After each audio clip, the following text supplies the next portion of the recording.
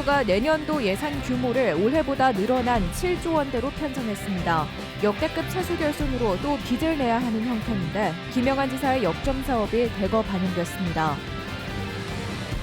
음주운전을 하다 사고를 내고 운전자 바꿔치기를 한 남녀에게 법원이 실형을 선고했습니다. 하지만 음주운전 혐의에 대해서는 무죄라고 판단했습니다. 지난해 신생팀 돌풍을 일으켰던 충북청주FC가 성적 부진으로 하위권으로 떨어졌습니다. 열악한 재정 극복이 시급한 과제입니다. 가을을 맞아 미술관이 없는 지역에서도 다양한 공간을 활용해 명화를 즐기는 이색 전시회가 잇따라 열리고 있습니다.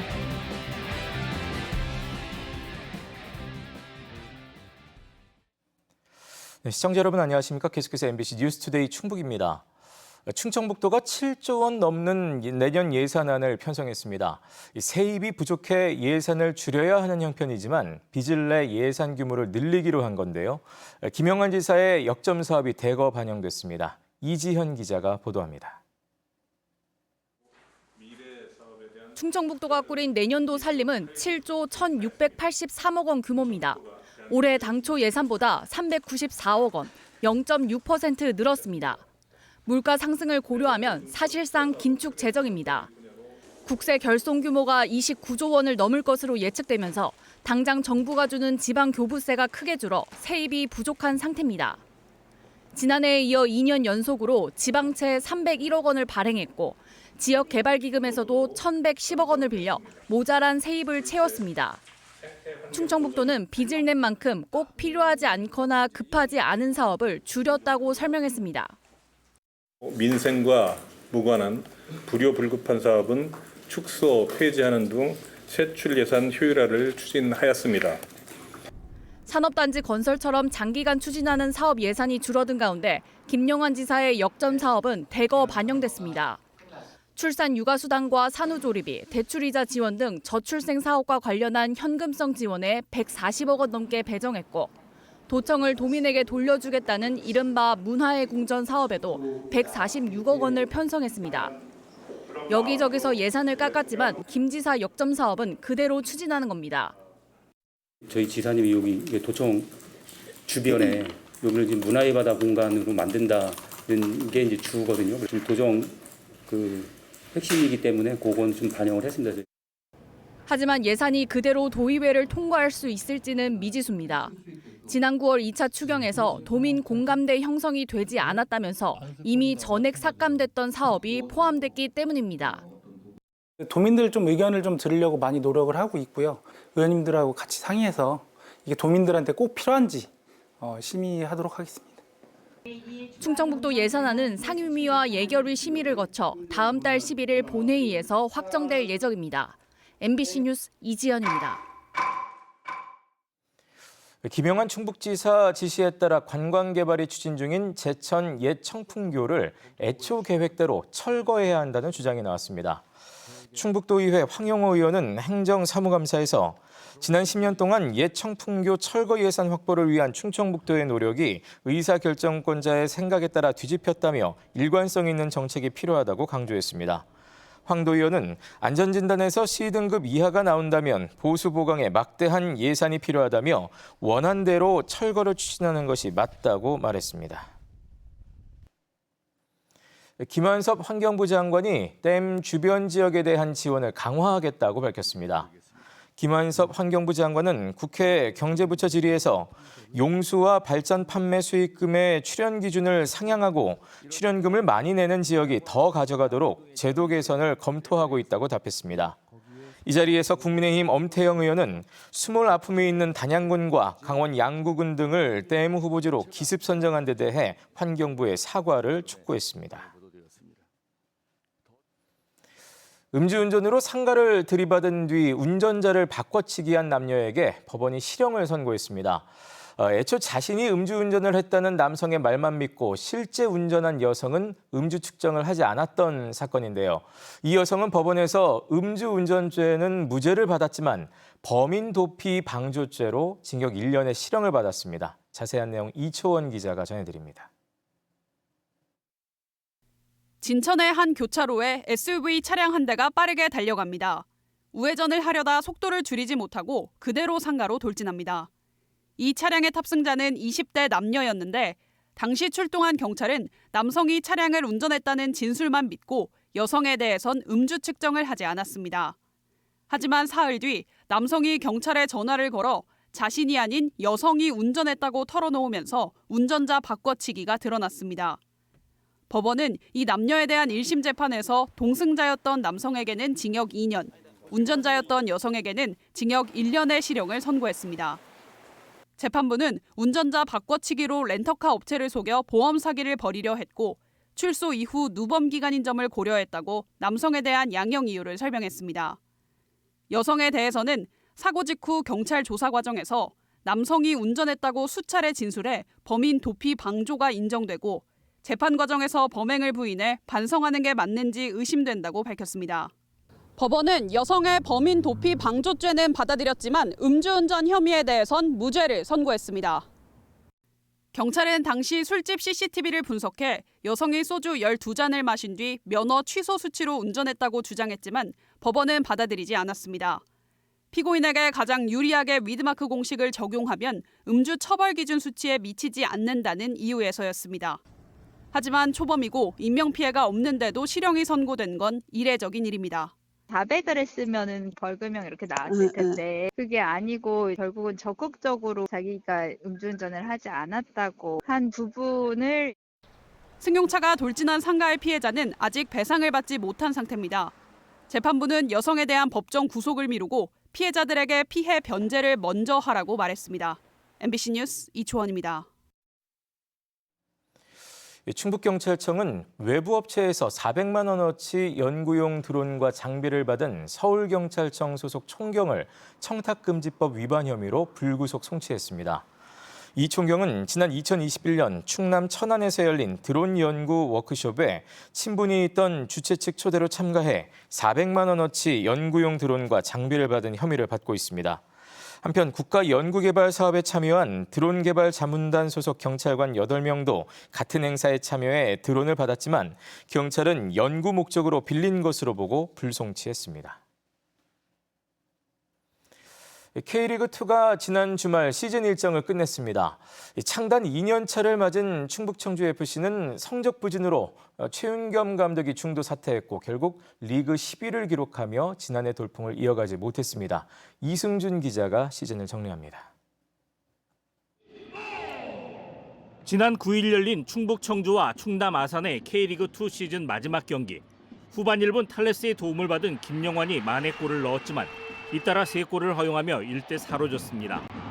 홈에서 마지막 경기를 치른 충북 청주의 성적은 13개 팀 가운데 10위. 지난해보다 2계단 하락했습니다.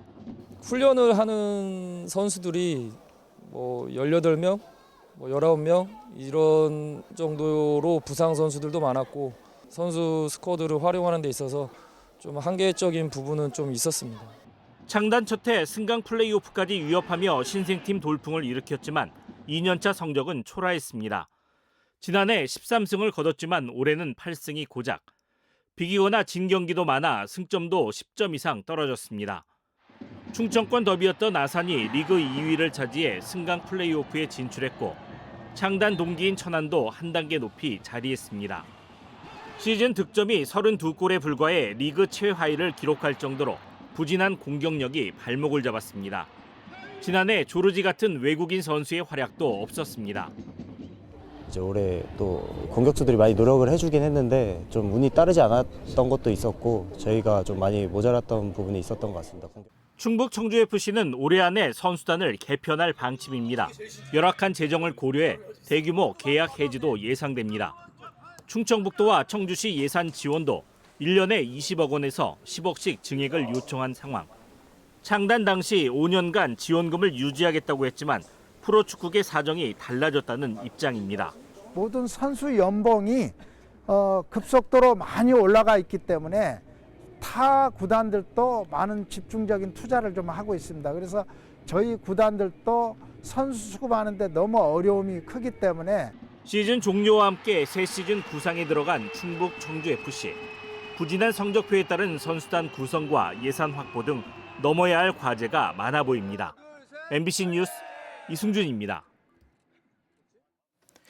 충북도 내 초등학교와 특수학교 120곳에 이달부터 늘봄 실무사가 배치됐습니다.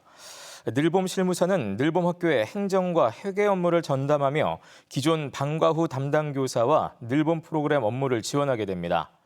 정규 수업 외에 학생들을 돌보며 맞춤형 프로그램을 제공하는 늘봄 학교는 2학기부터 도내 모든 국공사립초등학교와 특수학교 265곳에서 시행되고 있습니다. 윤건영 도교육감은 정부가 교원 정원 감축 기조를 변경할 필요가 있다고 밝혔습니다. 충북교총 또 충북교사노조 등과 간담회를 가진 윤건영 교육감은 교사 정원 감축으로 인한 학교 현장의 어려움에 공감한다며 교원 기초정원제, 교원 정원 항목 신설 등을 시도 교육감협의회에 건의하겠다고 말했습니다. 이 자리에서 교원단체 노조 대표들은 교원 정원 확보와 업무 경감, 또 교권 보호 대책 마련이 절실하다고 밝혔습니다. 가을을 맞아 전국 곳곳에서는 대규모 미술 전시가 열리고 있습니다. 하지만 미술관이 없는 지역에서는 이러한 전시회를 볼 기회가 쉽지 않지요. 이런 가운데 작은 공간을 활용해 지역에서도 명화를 감상할 수 있는 이색 전시가 잇따라 열렸습니다. 허지희 기자가 현장을 다녀왔습니다. 흥겨운 리듬에 맞춰 정글에 나타난 사자. 이내에 꼬리를 감추고 정글 속으로 사라집니다. 재즈 선율과 함께 호수에 비친 목가적인 풍경과 낭만적인 파리의 모습이 스크린 속에서 몽환적으로 표현됩니다. 시대를 앞선 미술가라 평가받는 앙리 루소의 작품이 미디어 아트로 재탄생했습니다. 키스의 구스타프 클림프 작품의 소재도 베토벤과 바그너, 쇼팽의 클래식 선율에 맞춰 등장합니다. 3면으로 이루어진 스크린에서 아이들은 어느새 작품과 하나가 됩니다. 일반적으로 평면적인 작품 감상에서 벗어나서 클림트와 루소의 주요 작품들을 여러 가지 형태로 입체적 구성을 통한 미디어로 연출한 전시입니다. 협소한 공간이 주는 약점을 극복하기 위해 편안한 감상과 체험 장소로 꾸몄습니다. 아이가 색칠한 게 직접 미디어 아트에 나오니까 이제 애들도 좋아하고 저도 신기하더라고요. 한국인이 가장 사랑하는 작가 반고흐의 작품 연대기를 따라갈 수 있는 전시도 마련됐습니다. 고흐가 영향받았을 것으로 보이는 밀레의 이삭 줍는 여인들 등 앞선 시대의 작품을 비롯해 고흐의 초창기 작품부터 말년의 역작 별이 빛나는 밤까지 모사 작품 55점이 조선시대 일제가 세웠던 식산은행을 리모델링한 충주 관악골 아트뱅크 243에서 전시 중입니다. 수탈의 역사를 가진 공간과 당대엔 인정받지 못해 쓸쓸하면서도 강렬한 고흐의 작품 세계는 묘한 감상을 불러일으킵니다. 고흐의 작품이 강렬한 색감과 또 화려한 붓터치가 특성이다 보니까 이 건물하고 더 잘 어울리지 않을까 해서 이렇게 공간 선정까지 하게 되었습니다. 이렇다 할 미술관 없이도 지역의 작은 공간을 영리하게 활용한 이색 미술 전시들. 클림트와 루소 미디어 아트전은 다음 달 1일, 반고흐 별이 빛나는 밤 전시는 오는 23일까지 계속됩니다. MBC 뉴스 허지입니다. 2025학년도 대학 수학능력시험의 문제지와 답안지가 충북 5개 시험지구에 도착했습니다. 문제지와 답안지는 보안 장소에서 엄격한 관리하에 보관되다 수능 당일 아침 각 시험실에서 배부됩니다. 수능 수험표는 오늘 오전 10시 출신 학교나 시험지구 교육지원청에서 배부하며 이어 오후 1시에는 각 시험장에서 예비 소집이 진행됩니다. 수능 시험은 내일 오전 8시 40분부터 오후 5시 45분까지 치러집니다.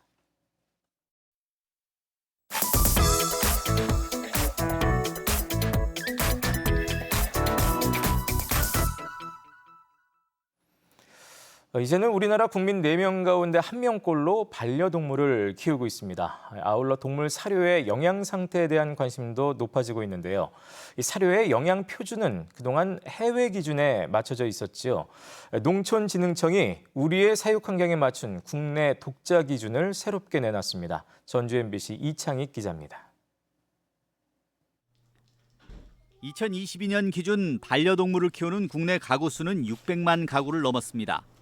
지난 10년 사이 무려 65%가 증가했지만 늘어난 반려동물만큼 사육 환경은 뒤따라가질 못하고 있습니다.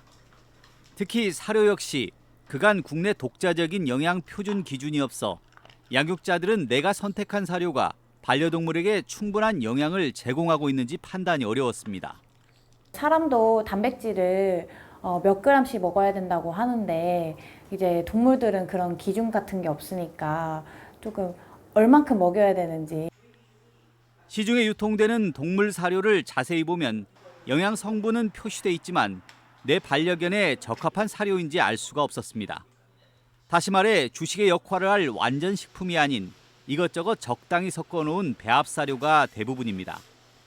영양 기준은 미국이나 유럽의 기준을 따르다 보니 국내 사육 환경이나 품종, 연령의 특성 모두 반영되지 않고 있습니다. 미국이나 유럽에 있는 영어로 되어 있는 영양 표준들을 국내에 있는 모든 업체들이 제대로 접근한다는 건 쉽지 않은 일입니다. 그렇다 보니까 영양 표준에 벗어나는 제품이 나올 수도 있었습니다. 농촌진흥청은 이런 점을 반영해 우리 실정에 맞는 반려동물 사료의 영양 표준을 처음으로 설정했습니다. 현장에 적용된다면 이제 소비자 입장에서는 반려동물 완전 사료, 그러니까 영양적으로 완전한 사료를 선택할 수 있는 그런 기회가 주어질 것으로. 농촌진흥청은 이번 영양기준 설정으로 안전한 국내 사료 생산의 단초를 마련했지만 소비자의 충분한 신뢰 확보를 위해 더 많은 실증 연구를 지속해 나갈 방침입니다. MBC 뉴스 이창익입니다.